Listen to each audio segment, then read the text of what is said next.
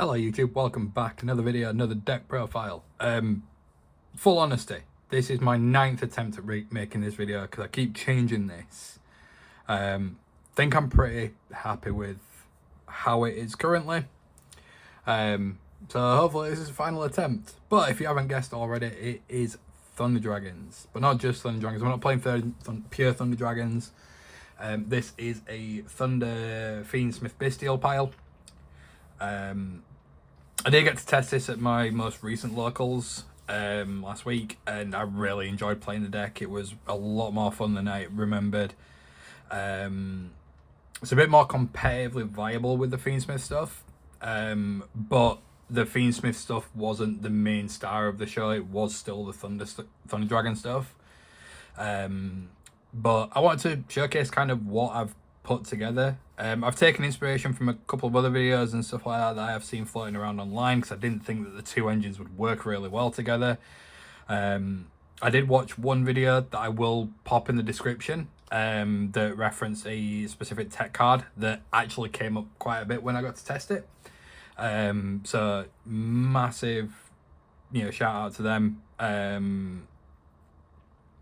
Fantastic video. And that tech card made this deck really work. So if you do end up watching this, I appreciate you posting how you play this variant, because it really does work. But yeah, without further ado, we'll crack into it. So main deck is a 50 card count. I tried to minimize non-engine as much as possible and try and maximize on the actual engine aspects. But unfortunately, there are some occasions where you do need to have non-engine in here. But it's fine. So, starting out with the Thunder package. So, we've got our triple Batman Solar, triple Thunder Dragon Dark, double Raw. I would like to play 3 Raw, but I don't have a third secret copy of Raw, so I'm not going to faff about playing odd rarities. 2 Hawk, because Hawk is really good for like triggering off your plays into your Colossus, because you activate this special summon back and you can immediately tribute it off. And we are playing the 1 Thunder Dragon Fusion.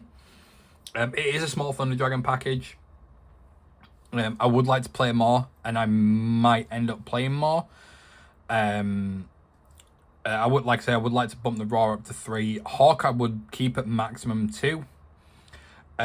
But I would like to play something like the Matrix in this, because it's a really good quick effect for Titan.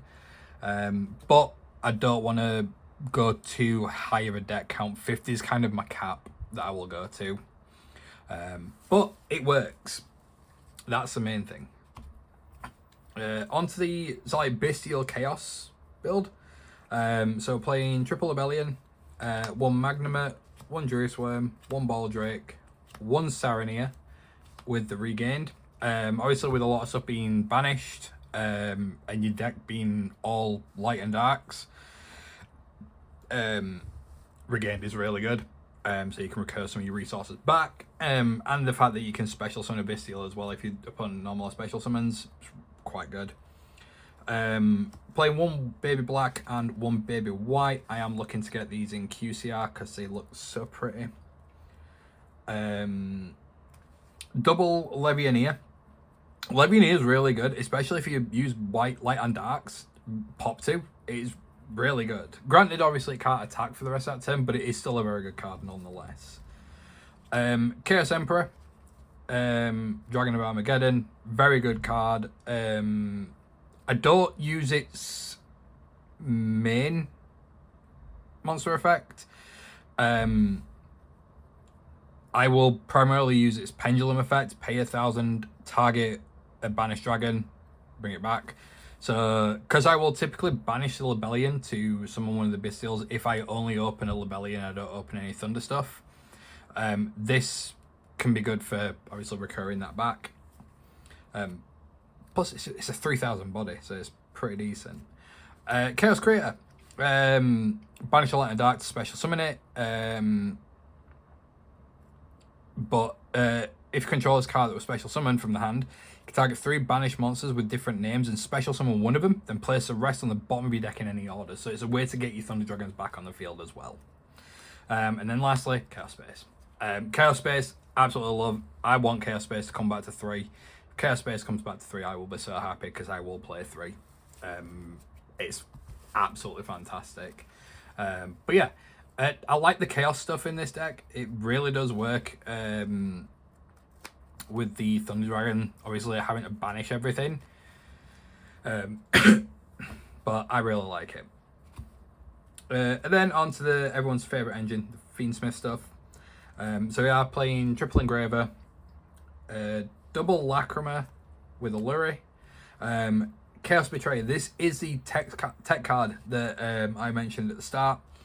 It's a level 6 Fiend. You summon it from your graveyard by banishing a light and a dark. And it's a DD Crow on summon. So you can potentially trigger off your Thunder Dragon effects whilst getting a level 6 Fiend on board. And if you've got an Engraver on board as well, you've got an easy Caesar.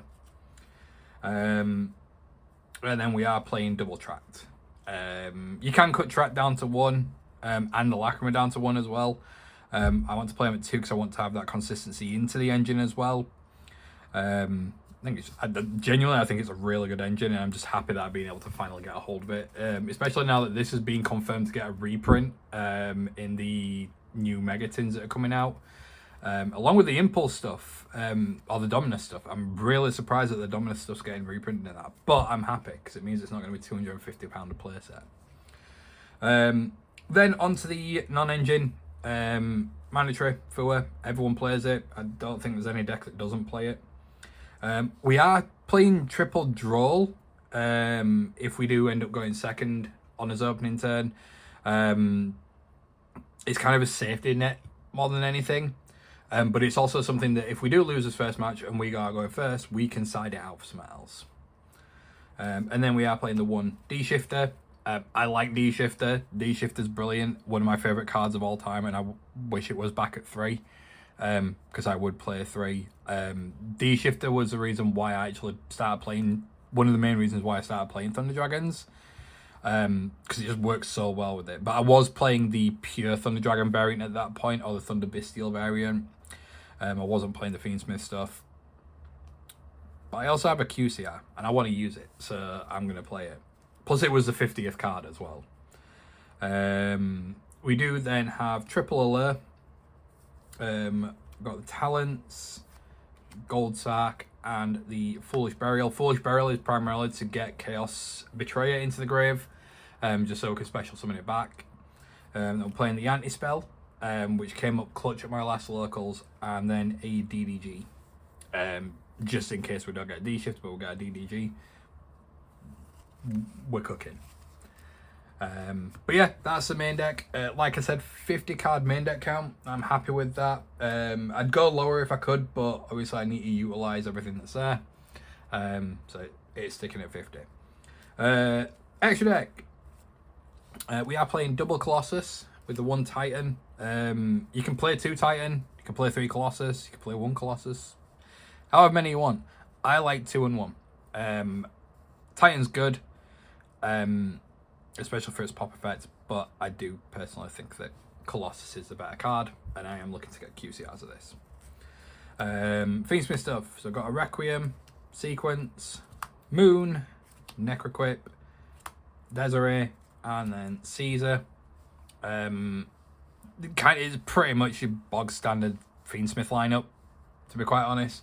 We're not playing the Agnum Day. Agnum Day is good because it does give it the attack boost, but it's an extra body in the extra deck that I kind of don't want to have in there.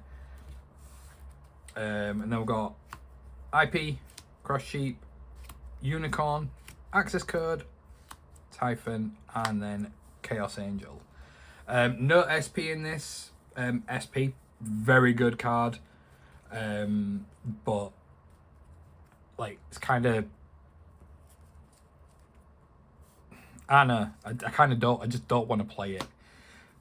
I did also consider having Hope Harbinger and Zeus in the deck. because I Hope Harbinger I think is a really good card, and with you playing a lot of level 8s, it's very easy to get into. And Zeus, I think Zeus is just amazing. Plus, it's the alt art QCR, so it's a win. A couple of others that people do play a lot of in this deck. So you've got like your Dark and your Liner. Just because you are playing mainly light and dark monsters, it's very good ways to get into these and steal your opponent's resources. Sayuja, very good card. Absolutely love it. One that I picked up recently, Volsalars. It's because you're playing quite a few like level 6s and stuff like that. Very easy to make, and it's generic. And it's an Omni-Negate, so it works. And like your Link ones, Relinquish, Link Spider. I would have played these, but because I'm not playing, like the Link Spider can come up a bit more. Just obviously in case you get nibbed. The Anima's mainly only really good for the Lurie. So I kind of don't want to put a card in my extra deck specifically for one card, if that makes sense. But yeah, that's the extra deck. I'm happy with how it is at the moment. It works for me. Side deck that I built for this. Obviously, disclaimer, my side deck may be different to yours. I built my side deck around what I expect to play against. Not what you should put into your side deck. Okay. So my side deck, it does consist of triple Lancia, triple Meowls. I'm playing triple Droplet in the side. If I know I'm going second, I will side this in and I will break balls with it. Double Lightning Storm with the Feather Duster, just for the back row removal. It works. And then lastly, I'm playing triple Imperm in the side.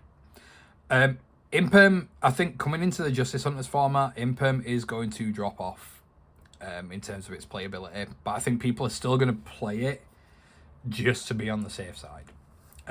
Which is what I'm doing essentially. I'm playing it just to be on the safe side, but I'm siding it rather than main decking it. But yeah, so that is it for this deck profile. As always, thank you ever so much for watching. I do really appreciate the support. If you do like what you see and you want to see more, feel free to like and subscribe. Also, feel free to drop some comments down below. What would you do differently to this deck? How would you build it? What what tech cards would you put in? What hand traps would you use? What ratios would you use? You tell me. I do love to hear suggestions. It's nice to see how other people would build things. So it'd be interesting to see how other people would do this differently. So yeah, thank you ever so much for watching. I appreciate it as always, and I'll see you in the next one. Peace.